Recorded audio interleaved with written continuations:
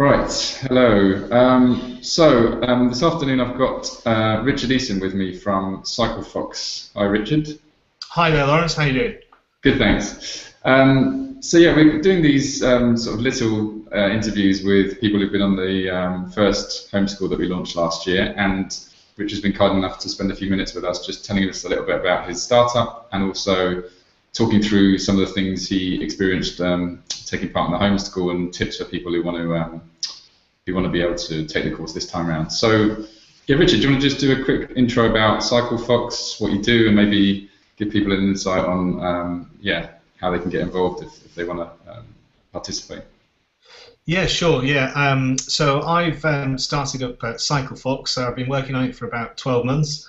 And basically, what we're interested in doing is helping other people kind of enjoy the fun and freedom that you can get from cycling. And it's not really cycling for sport. It's more about cycling as a form of transport, as a form of local transport. And we think that communities can become much nicer places to live if a few more people use bicycles for some of their short trips rather than cars, maybe. So really what we offer is kind of two things. I can show you the website actually, if I just bring that up. If I can do that, yeah, hopefully that's come up. So basically, I'm building a network of local mobile bicycle mechanics and cycling instructors. So the idea is that you can put your postcode into the website, and then that will identify where your local bicycle mechanic is or cycling instructor. And we're working throughout London at the moment. And the idea is that a bicycle mechanic can come to you and fix your bike and get it maintained, or if you're trying to bring it out of the shed because you want to use it and it's not been used for 12 months, they can keep you going basically and keep you on the road. And for cycling instructors, some people, want to cycle but just feel it's a bit dangerous out there on the road. Sorry about that. From platform Westway. Oh dear. Call from platform Westway. And sorry about that. So cycling instructors can come to you and you can give you some tips about safe cycling on the road. So that's essentially the business. And just a quick bit about how the idea came about. I mean, is cycling a particular passion of yours? Is it a problem that you saw that wasn't, being fulfilled at the moment? Yeah, I mean, I used to cycle when I was younger, but then I guess I started work and that kind of tailed off. But I started to do a job. I'm originally, before I started this, I was in the Air Force for 16 years, and I worked at the MOD in London and lived in central London. And so I just found I sold my car because I didn't have anywhere to park it, and I just found that the tubes were always jam-packed, and it just occurred to me that the bicycle was just the best way of getting around, really. And from there, that rekindled my kind of passion for cycling, but also this idea of using the bicycle for transport rather than just for leisure or for sport. Cool, awesome. And so I think you joined the homeschool back in November. So I'm keen to know how you discovered the Happy Startup School and what inspired you to join, really? What was it about what we were offering that you thought was aligned to what you're doing with CycleFox?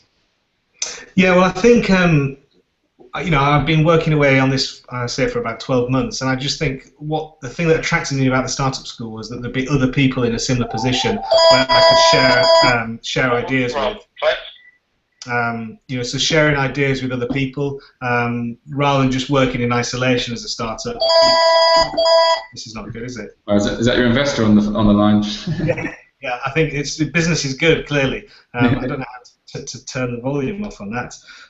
But yeah, just really to be able to share with other people, and find out how other people were approaching some of the challenges that perhaps I had. So rather than working on my own, being part of a community, if you like. Yeah, I think we know only too well that it can be a bit isolating being an entrepreneur, particularly at an early stage. So, yeah, any way to kind of get support, share ideas, and collaborate with other people is always good, I think. In terms of how you think it helped you, I mean, it was fairly recently. I know you might have been still doing some of the challenges we set. But yeah, just to get a feel for how it helped you and which bits of the course you really found value in. Yeah, well, I think just the forum and sharing ideas. I think whatever there's people doing all sorts of different startups, but I think whatever you're doing, then the challenges are the same in terms of working out how to articulate what your value proposition is, or trying to understand exactly who your customers are. So just sharing those conversations about how other people were doing that, I found really helpful. And I also think I had a bit of a light bulb moment, helped by you really, in terms of I was getting very distracted with how I would scale the business rather than how I could get the business structured properly and get the people that I already had as part of the team set up and working and happy and really contributing to the success of the team, and then letting them then help me scale the business by spreading the word. And so I think the course just helped me understand that I need to focus on the fundamentals, on the basics, and then the scaling would come later. Awesome. So yeah, I think nail it, then scale it was the line that was used, which I think is a good one to keep in mind.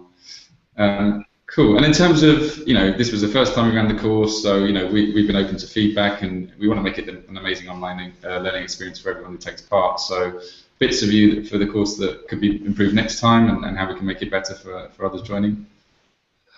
Yeah, I think for me, there's loads of great elements of the course. I think in terms of the people module, I felt that the emphasis was on people in terms of identifying who your customers were and prototyping and that kind of thing, which is clearly valuable. But I think certainly from my perspective, I'd have preferred to spend a little bit more time on on creating a culture, creating a brand, how you lead the team, and just focusing on that aspect. So internal people as well as just people as customers. Sure, and I think that's amazing feedback that we've taken on board. I think.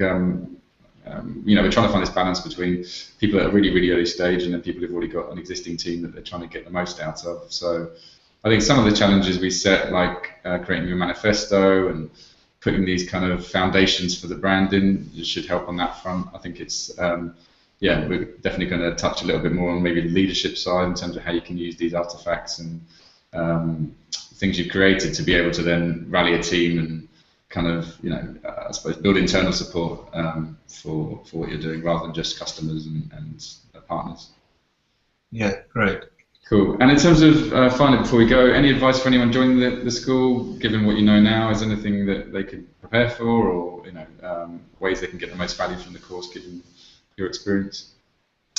Yeah, I mean, I think it's the same with all these things, and I'm sure you said it at the beginning of the course. But I think really the key thing is to set aside the time to do the challenges and work through those and invest some time in doing those. I think you can sit in front of the webinar and listen and ask some questions, but if you don't do the homework after that, then I think you're always going to limit the the value that you get from these things. It's really kind of putting pen to paper, I think, that gets the grey matter working and helps you kind of work through the issues. So I thought that the challenges were kind of fast and furious. So there's quite a lot to cover. I still haven't done them all, but I'll dip back into those ones that I haven't done. But yeah, really try and schedule some time throughout the duration of the course to really focus on those challenges. Okay, great advice. Yeah, I think, like you said, we said at the beginning, you get out what you put in, really. So, fortunately, nothing comes from anything but hard work. All right, Richard, thanks a million for today. Really appreciate you taking the time out to talk to us. And yeah, in terms of reaching out to you, if anyone's got any questions about CycleFox, give us the URL and also any way of contacting you. Yeah, so you can go to the website, which is www.cyclefox.com. You can contact me through the website or just email me direct at richard@cyclefox.com. And I'm on Twitter and Facebook as well, CycleFox. So you can find me on there, I'm sure. But yeah, it'd be great to hear from you if you want to speak about the course or about anything else. If you want your bike fixed, we'll send someone to you, especially if you're in London. Yeah, excellent. Well, wishing you all the success, and I'm sure, from what I know about the business, it seems like a great initiative, and I'm sure we'll be, onto great things in the future. Thanks again, Richard. Cheers. Cheers.